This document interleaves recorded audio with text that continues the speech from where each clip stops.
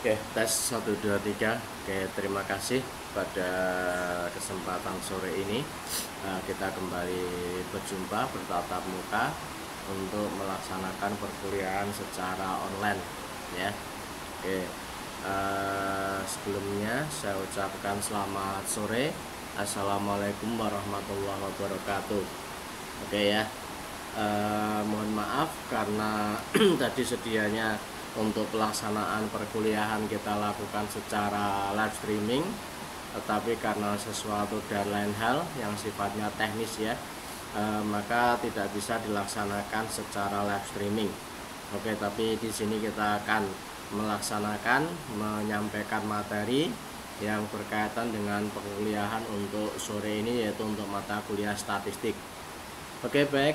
Langsung saja di sini untuk mempersingkat waktu, saya akan menyampaikan materi untuk melanjutkan materi minggu kemarin, yaitu berkaitan dengan analisis statistik.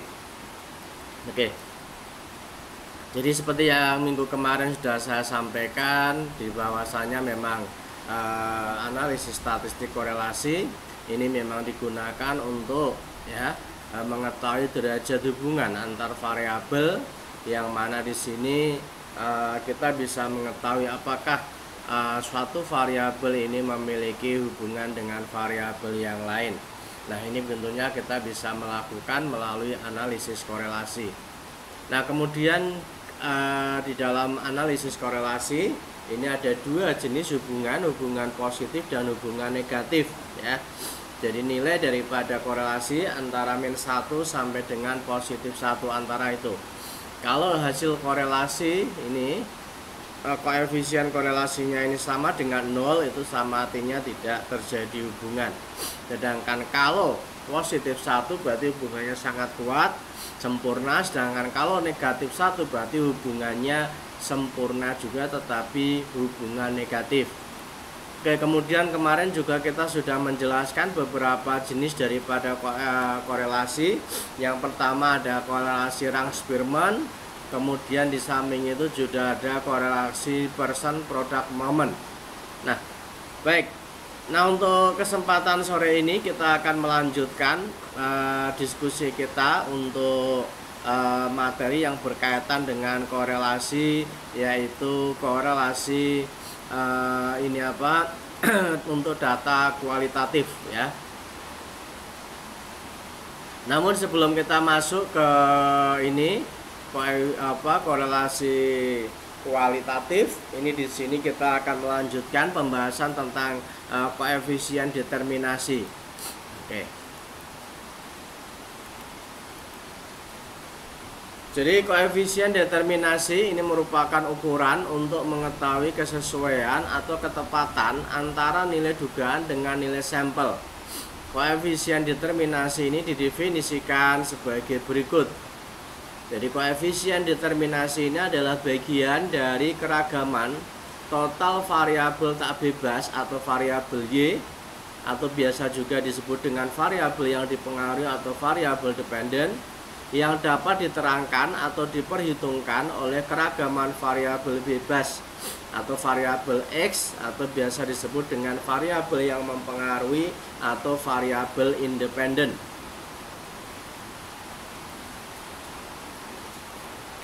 Nah, jadi untuk koefisien determinasi ini adalah kemampuan variabel X di dalam mempengaruhi variabel Y. Semakin besar koefisien determinasi menunjukkan semakin baik pula kemampuan X mempengaruhi variabel Y. Nah, ini adalah untuk koefisien determinasinya. Jadi R kuadrat sama dengan kurung kurawal N sigma X I Y I min dalam kurung sigma X I kali sigma Y I dalam kurung kurawal kuadrat per akar kurung kurawal N dalam kurung sigma XI kuadrat dikurangi dalam kurung sigma XI dikuadratkan, kemudian dikalikan dengan sigma YI kuadrat min dalam kurung sigma YI dikuadratkan. Oke, itu adalah untuk rumus daripada koefisien korelasinya. Baik, nah sekarang di samping itu kita juga akan menjelaskan terkait dengan koefisien korelasi ganda.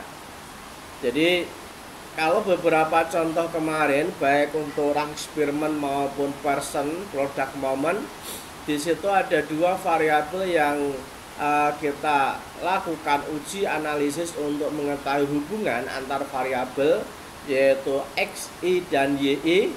Nah, di samping itu juga ada hubungan yang mana di sini disebut dengan hubungan atau korelasi ganda.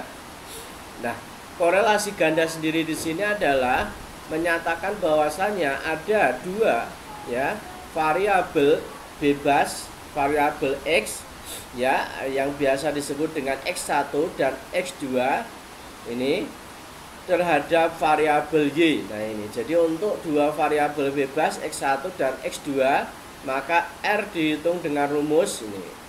Jadi ini adalah koefisien korelasinya. Jadi R Y X1 Y X2 sama dengan akar R kuadrat dikalikan Y X1 plus R kuadrat dikalikan Y X2 min 2R Y X1 kali R Y X2 dikalikan dengan R X1 kali X2 per 1 min R kuadrat X1 kali X2, dimana ini adalah untuk keterangannya ya. Jadi R X Y I X Y1 X Y X1 X2 ini merupakan koefisien korelasi ganda antara variabel X1 dan X2, di mana secara bersama-sama atau secara simultan dengan variabel Y. Nah, kemudian R Y X1 ini adalah koefisien korelasi XI X1 dengan Y. Ini juga sama. R Y X2 ini juga koefisien korelasi X2 dengan Y, dan R X1 dan X2 ini adalah koefisien korelasi X1 dengan X2. Oke. Baik, ini untuk lebih jelasnya kita bisa melihat contoh untuk ilustrasi daripada sebuah analisa untuk korelasi berganda. Jadi ini misalkan kita melakukan pengamatan terhadap 10 keluarga mengenai ini ada X1 adalah pendapatan, kemudian X2 adalah jumlah keluarga dalam satuan jiwa. Sedangkan Y ini adalah pengeluaran untuk membeli barang. Jadi ada dua variabel X, yaitu X1 adalah pendapatan dan X2 itu adalah jumlah keluarga. Kemudian untuk variabel Y-nya ini adalah untuk pengeluarannya. Nah, di sini untuk datanya kita bisa lihat di bawah ini ya. X1 itu terdiri dari 10, 2, 4, 6, 8, 7, 4, 6, 7, 6.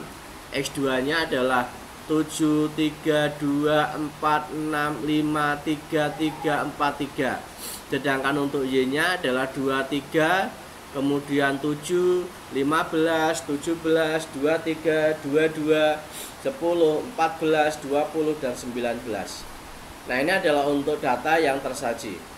Nah, kemudian di sini akan dibuktikan ada hubungan linear positif dan signifikan antara variabel X1 dan X2 secara simultan dengan variabel Y. Oke. Baik, ini adalah merupakan hasil prosesnya ya, bukan hasil, tapi ini adalah merupakan gambaran tentang proses. Jadi dari data yang ada ini ada 10 responden sebagai sampel yang akan kita lakukan analisa untuk korelasi berganda. Oke. Nah, ini data kita sajikan. Untuk bagian yang pertama ada kolom nomor. Kemudian ini untuk bagian kolom kedua adalah untuk nilai X1 atau pendapatan ya. Sedangkan untuk yang kedua adalah ini X2 adalah jumlah keluarga dalam jiwa, sedangkan Y ini adalah untuk konsumsinya atau pengeluarannya. Nah, ini adalah data. Kemudian selanjutnya di sini kita menghitung masing-masing kolom ini X1 totalnya jumlahnya adalah 60, X2 adalah 40, dan Y adalah 170. Nah, selanjutnya antara variabel X1 dengan Y ini kita kalikan. Sehingga di sini hasilnya sama dengan 10 kali 23 berarti 230. Kemudian untuk berturut-turut perkalian juga sama ya. Untuk data kedua 2 kali 7 14, 4 kali 15 60 dan seterusnya ini ya. Sehingga hasil perkaliannya di situ kita bisa lihat 102, 184, 152, 40, 84, 140, 114. Totalnya untuk X1 kali Y itu sama dengan 1121. Nah, kemudian di samping itu juga X2 ini juga kita kalikan dengan variabel Y. Jadi di sini sama artinya 7 kali 23 sama dengan 161. Kemudian 3 kali 7 sama dengan 21 dan seterusnya. Sehingga di sini untuk data hasil perkalian antara X2 kali Y ini berturut-turut 30, 68, 138, 110, 30, 42, 80, 57. Dan totalnya adalah 737. Nah, kemudian selanjutnya kita mengalihkan antara nilai X1 dikalikan dengan X2 biar secara bersama-sama secara simultan ya mempengaruhi. Jadi di sini sama artinya 10 kali 7 ini 70 dan ke bawah ini ya secara berurutan 6, 8, 24, 48, 35, 12, 18, 28, 18. Jadi total daripada X1 kali X2 itu sama dengan 267. Nah, kemudian untuk X1 kuadrat ini X1 yang kita kuadratkan. Jadi masing-masing datanya hasil kuadrat X1 adalah 100, 4, 16, 36, 64 dan seterusnya. Totalnya adalah 106. Kemudian untuk X2 ini juga sama dikuadratkan. Hasilnya secara berurutan 49, 9, 4, 16, 36, 25 dan seterusnya. Totalnya adalah 182. Sedangkan untuk Y-nya juga sama, ini kita kuadratkan. Untuk Y kuadratnya 529, 49, 225, 289 dan seterusnya. Sehingga di sini untuk total Y kuadrat adalah 3162.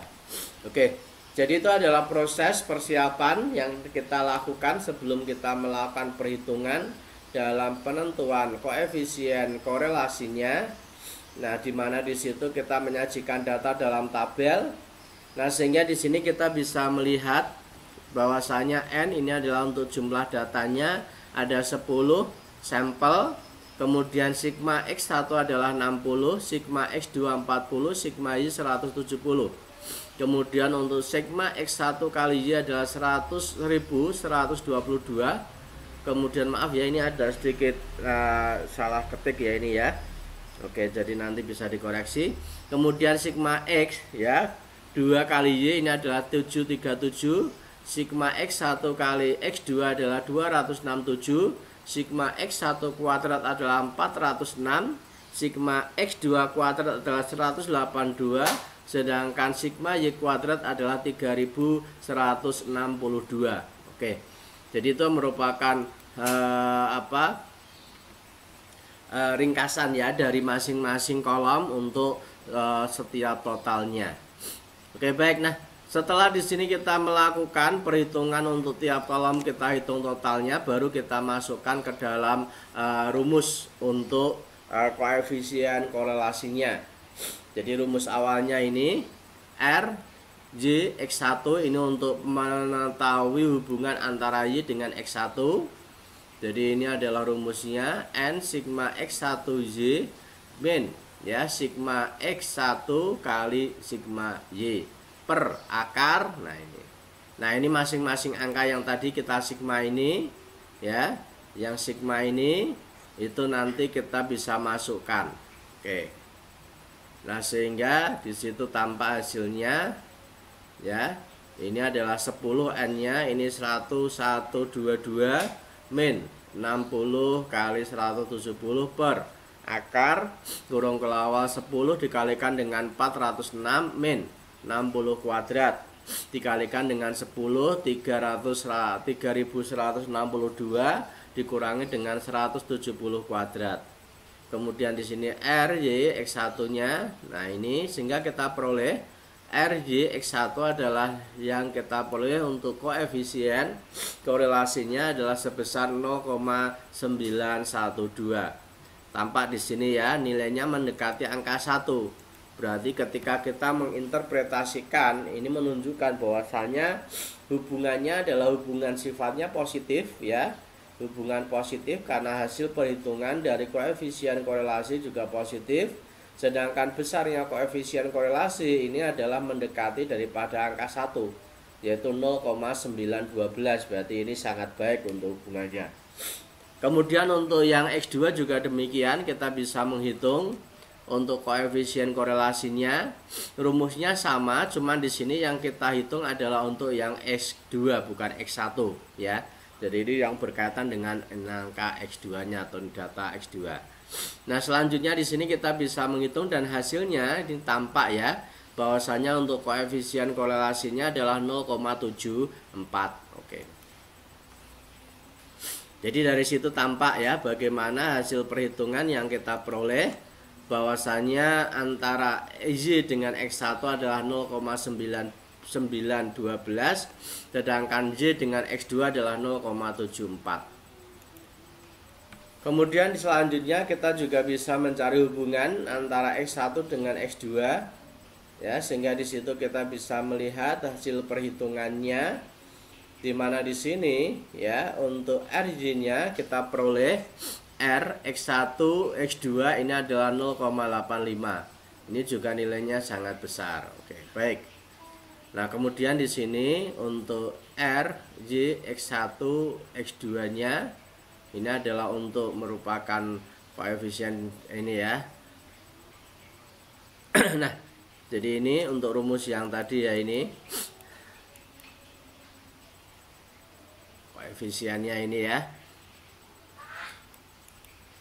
Jadi di sini kita bisa melihat hasilnya menunjukkan bahwasanya ini adalah 0,914. Jadi di sini bisa kita simpulkan bahwasanya terdapat hubungan yang signifikan untuk X2 bersama-sama dengan X2 dan Y ya, X1 ya. Kemudian atau terdapat hubungan yang signifikan antara pendapatan dan jumlah keluarga dengan pengeluaran untuk membeli barang A. Nah, ini. Oke, baik. Jadi itu adalah gambaran bagaimana untuk analisis korelasi berganda. Oke. Baik. Nah, ini adalah merupakan contoh ya. Nah, baik. Selanjutnya kita akan masuk ke pembahasan tentang korelasi data kualitatif.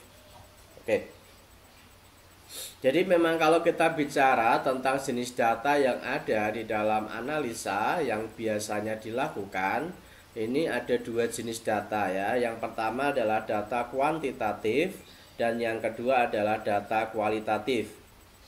Ada yang tahu kira-kira apa data kuantitatif dan apa itu data kualitatif? Oke. Jadi data kuantitatif ini adalah data yang berupa angka ya, jadi angka. Sedangkan kalau data kualitatif ini adalah data yang memang sifatnya berupa data teks. Nah, ini jadi ada data kuantitatif, itu adalah data yang berupa angka, sedangkan data kualitatif ini adalah data yang berupa teks ini. Nah, di dalam melakukan analisa statistik di sini ya, untuk analisis data statistik ini memang fokusnya analisa statistik ini adalah untuk mengolah data kuantitatif. Nah, ini. Jadi mengolah data kuantitatif. Nah, namun demikian tentunya di dalam proses ya analisa data tentunya tidak semua data yang kita peroleh dari hasil pengumpulan data itu semua datanya menghasilkan data kuantitatif atau data angka. Namun demikian ada kalanya data yang kita hasilkan ini adalah data yang berupa data kualitatif, yaitu data berupa teks. Jadi misalkan saja contoh kita ingin melakukan penelitian, kemudian kita membuat kuesioner, kemudian kuesioner tersebut kita sebar ke responden. Nah, maka di situ tentunya kita ya biasanya di dalam penyusunan kuesioner sebelum masuk ke pertanyaan-pertanyaan dari variabel-variabel yang akan diuji, tentunya responden di situ melakukan pengisian yang berkaitan dengan informasi-informasi data diri daripada responden itu sendiri. Jadi misalkan saja di situ ada nama, sifatnya opsional, boleh diisi atau tidak. Kemudian mungkin di situ juga ada umur, kemudian jenis kelamin, misalkan saja bisa jadi untuk latar belakang pendidikan juga bisa jadi, atau mungkin pekerjaan. Nah ini, nah itu adalah data-data identitas dari responden. Nah di sini tampak ketika responden melakukan pengisian untuk data jenis kelamin, misalkan saja. Maka di situ yang tertulis adalah ada dua pilihan, laki-laki atau perempuan. Nah, laki-laki atau perempuan di sini jelas datanya tidak berupa data angka, tapi berupa data teks, ya kan? Nah, maka disitulah bahwasanya untuk jenis kelamin ini bisa dikatakan sebagai data kualitatif. Karena apa? Karena datanya berupa teks, bukan berupa angka atau kuantitatif. Demikian juga ketika misalkan responden melakukan pengisian terhadap latar belakang pendidikan. Mungkin di situ ada SMP, ada SMA, dan seterusnya. Nah, dari situ pun tampak tentunya responden akan mengisi kalau misalkan latar belakang pendidikannya lulus SLTA, maka di situ dipilih SLTA. Kalau misalkan responden lulus D3, maka di situ ditulis pilihannya adalah untuk yang D3. Kemudian kalau misalkan responden ini adalah lulus perguruan tinggi sarjana, maka di situ juga akan tertulis misalkan S1 atau D4 dan seterusnya. Nah, dari situ pun juga hasil data yang diperoleh dari pengumpulan jawaban kuesioner itu pun juga bukan data kuantitatif, tetapi data kualitatif. Karena apa? Karena datanya ini berupa data teks, ya. Dan masih banyak ya pertanyaan-pertanyaan yang memang di situ jawabannya menghasilkan data kualitatif atau data teks, bukan data angka. Nah, itu gambaran tentang data kualitatif dan data kuantitatif. Nah, selanjutnya tadi di depan sudah saya singgung bahwasannya untuk statistik ini merupakan alat yang kita gunakan untuk melakukan analisa data, yaitu untuk data kuantitatif atau data-data yang berupa angka. Nah, selanjutnya kemudian apakah kemudian data kualitatif tidak bisa dilakukan analisa? Nah, ini tentunya bisa, ya. Makanya judul daripada materi perkuliahan ini saya berikan judul untuk analisis korelasi data kualitatif.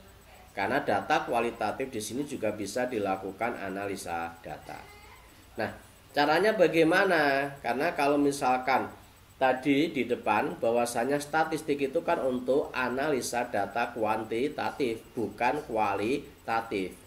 Nah, sehingga di sini agar supaya data kualitatif ini bisa dilakukan analisa statistik, ya, maka data kualitatif ini harus dirubah ke data kuantitatif. Ya, itu adalah prosesnya.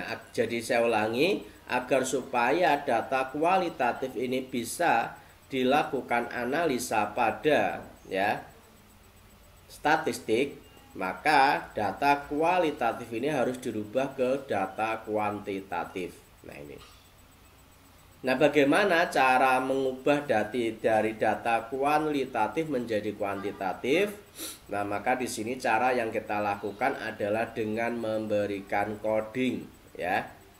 Jadi memberikan coding itu adalah dalam bentuk angka, ya, penomoran atau urutan, ya. Jadi misalkan saja tadi contoh kita mendapatkan data responden yaitu untuk jenis kelamin isinya adalah laki-laki perempuan, itu adalah data teks.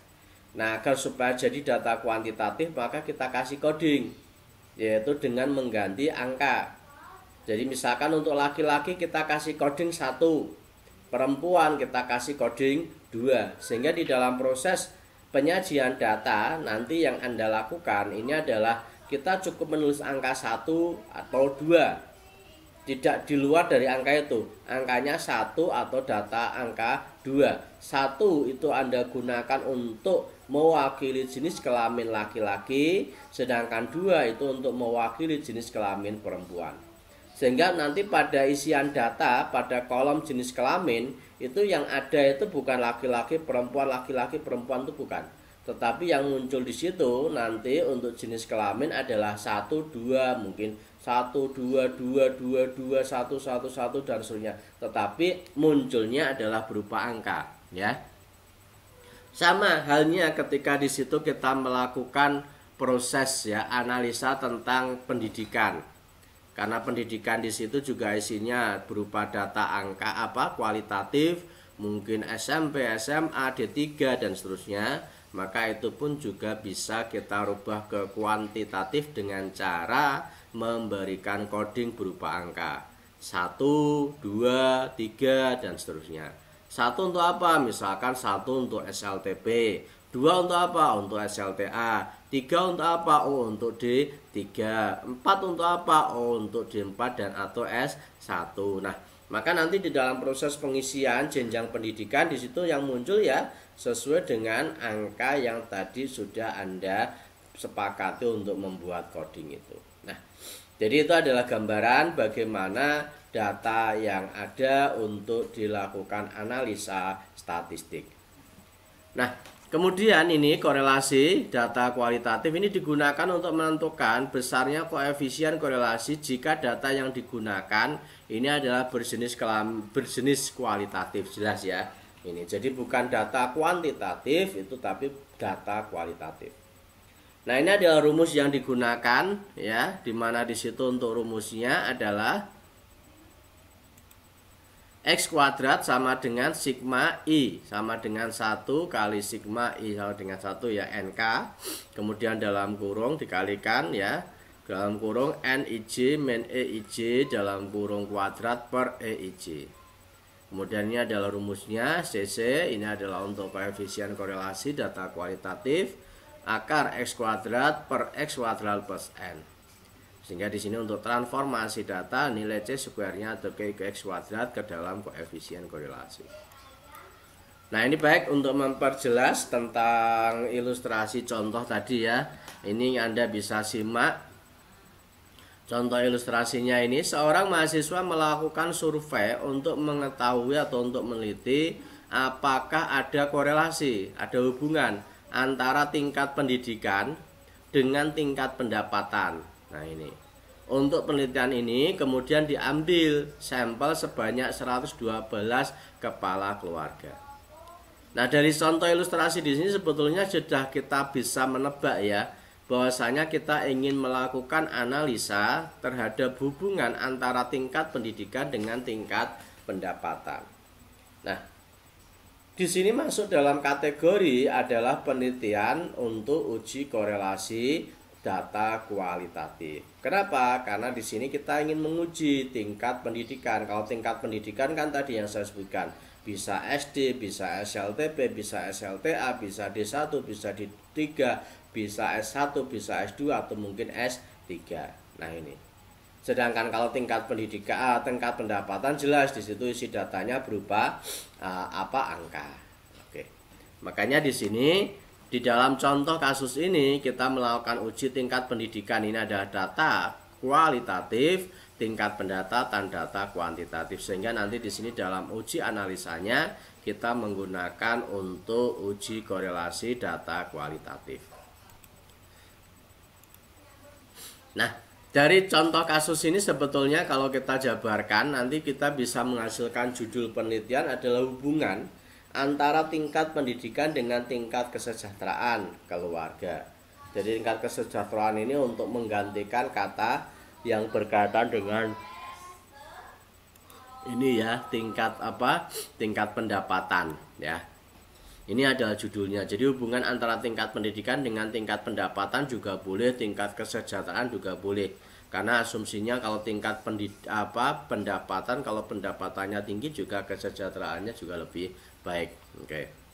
Nah, kemudian dari sini juga dari judul kemudian kita mengerucut ya ke pertanyaan penelitian atau rumusan masalahnya. Ini berupa kalimat tanya, apakah terdapat korelasi positif antara tingkat pendidikan dengan tingkat kesejahteraan keluarga? Nah, ini. Kemudian dari pernyataan ini kemudian kita buat hipotesis untuk praduga awal. Hipotesisnya apa? Terdapat korelasi positif antara tingkat pendidikan dengan tingkat kesejahteraan keluarga. Jadi di sini yang perlu kita garis bawahi bahwasanya terdapat korelasi positif, ya. Jadi korelasi positif ini antara tingkat pendidikan dengan tingkat kesejahteraan. Oke, baik. Nah, ini adalah untuk kriteria yang memang bisa digunakan untuk membuat kesimpulan apakah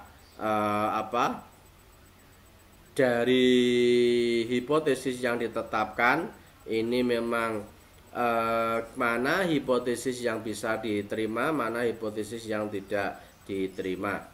Nah, ini bahwasanya kriteria penelitian hipotesisnya H0 tidak terdapat korelasi antara tidak terdapat korelasi positif ya antara tingkat pendidikan dengan ini. Jadi yang kedua, ini terdapat korelasi positif antara tingkat pendidikan dengan tingkat kesejahteraan. Nah, ini kriterianya H0 ini diterima jika X kuadrat ya, atau ini lebih ini lebih besar, lebih kecil ya, ini di H0 diterima. Tapi kalau yang HA yang diterima maka X kuadrat ini harus lebih besar. Nah, maka kita bisa lihat perhitungannya. Jadi ini data sampelnya adalah 115 keluarga, ini datanya. Jadi disajikannya sudah diolah dalam tabel. Ini data cukup baik, cukup jelek, ini adalah berkaitan dengan kesejahteraan keluarga. Sedangkan ini adalah berkaitan dengan pendidikan. Ada tinggi, sedang, rendah. Jadi ini kalau tinggi berarti asumsinya mungkin bisa sarjana, kalau sedang ini bisa SLTA, kemudian kalau rendah SMP atau SD. Nah, ini. Nah, di sini berturut-turut untuk datanya ya, tingkat pendidikan tinggi dengan tingkat kesejahteraan baik ini adalah ada 16. Tingkat pendidikan sedang, kemudian di sini untuk kesejahteraan baik ada 6. Kemudian tingkat pendidikan rendah dengan ini kesejahteraan baik itu ada 8. Demikian juga untuk tingkat tinggi, tingkat pendidikan tinggi, sedang, rendah untuk ini ya, kesejahteraan cukup, ini datanya. Demikian juga yang berikutnya yang berkaitan dengan ini tingkat pendidikan terhadap ini. Baik. Nah, dari situ kita bisa lanjutkan ke analisis datanya.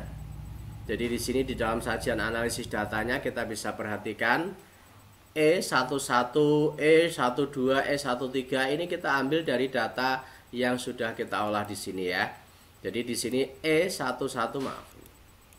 Jadi E11 adalah 30X ya, dikalikan dengan 32 per 112. Nah, ini.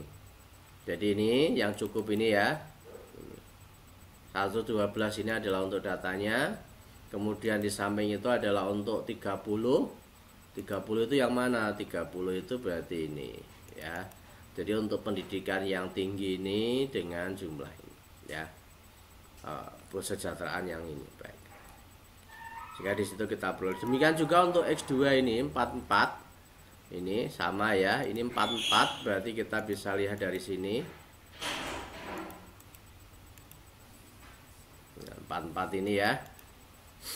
32. Nah, ini. Jadi 44 itu berarti yang ini. Yang pendidikannya sedang dengan kesejahteraan yang baik. Oke. Selanjutnya juga sama untuk yang ketiga, ini 13, ini 38. Berarti di sini pun juga kalau kita lihat 38 ini adalah untuk yang pendidikan rendah. Tetapi di sini untuk kesejahteraannya yang baik. Gitu ya. Nah, kemudian untuk yang lainnya juga sama berturut-turut 121 berarti 21. 21 berarti masuk ke sedang ini untuk yang ini. Makanya di situ kita bisa lihat 121 adalah 30 kali 40 per ini. Nah, Ini 30, ini 40/122. Nah ini hasilnya ya. Kemudian berturut-turut juga sama 30, 44 ya. Ini. Nah, oke.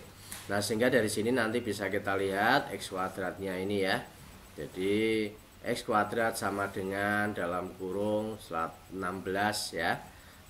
Min 8,57 kuadrat per 8,57 plus 8 min 12,57 kuadrat per 12,57 plus dan seterusnya. Ini jadi kita masukkan ini semua ya. Ini 12 berarti 10 ya. Ini sama, kemudian sampai dengan yang terakhir sehingga nanti bisa diperoleh adalah 18,267.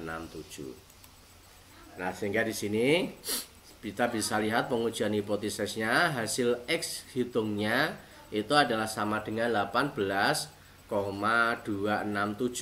ya. Dan ini nilainya lebih besar daripada X2 untuk tabel, yaitu hanya 9,688. Nah, maka di sini hipotesis yang diterima kesimpulannya adalah HA ini yang diterima ya. Terdapat korelasi positif antara tingkat pendidikan dengan tingkat kesejahteraan keluarga. Atau dengan kata lain, dari hasil penelitian ini mengatakan bahwasanya orang kalau punya pendidikan tinggi, maka kecenderungan orang tersebut itu memiliki kesejahteraan atau kondisi ekonomi yang baik. Namun demikian juga tidak semuanya demikian ya. Yang memiliki rendah pun juga bisa memiliki tingkat kesejahteraan yang tinggi. Oke, baik. Jadi itu ya. Nah, ini adalah untuk berapa sih besarnya koefisien korelasinya. Nah, kita bisa menghitung CC sama dengan akar X kuadrat per X kuadrat per N plus N. Jadi 18,267 per 18,267 plus 112. Jadi sama dengan 0,374. Oke, dari sini nanti kita bisa melihat ini adalah merupakan nilai daripada koefisien korelasinya. Oke, baik. Oke, jadi itu merupakan gambaran tentang analisis korelasi untuk data kualitatif ya. Oke, baik, sampai sini mungkin ada yang ditanyakan. Oke, baik. Sebagai penutup, sebelum saya akhiri, di sini saya ingin memberikan satu pertanyaan kuis yang tentunya nanti bisa Anda jawab ya. Nah, ini.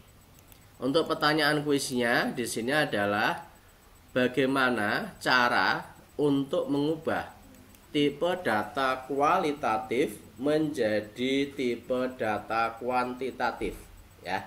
Itu untuk pertanyaan kuisnya. Jadi pertanyaan kuisnya adalah bagaimana cara untuk mengubah tipe data kualitatif menjadi kuantitatif sehingga bisa dilakukan analisis statistik. Oke. Baik. Itu adalah untuk pertanyaannya ya. Silakan nanti untuk pertanyaan bisa diberikan komentar pada video YouTube ya. Oke, baik. Oke, jadi saya kira itu yang bisa saya sampaikan pada kesempatan perkuliahan untuk petang ini ya. Saya ucapkan terima kasih atas perhatiannya dan terima kasih Anda sudah menyimak daripada video pembelajaran atau video untuk perkuliahan pada kesempatan petang ini ya. Semoga apa yang saya sampaikan bisa Anda pahami dan bisa Anda terima, dan mohon maaf apabila ada kata-kata yang salah dan juga mungkin ada kata-kata yang tidak berkenan. Oke, sebelum dan juga di sini selalu saya mengingatkan ya, selalu ya memakai masker ya, kemudian rajin cuci tangan pakai sabun dan air mengalir, kemudian jaga jarak dan hindari kerumunan. Oke, itu adalah merupakan protokol dalam meminimalisir dampak-dampak tertularnya virus COVID-19. Oke, baik. Terima kasih sekali lagi. Saya akhiri. Selamat petang. Wassalamualaikum warahmatullahi wabarakatuh.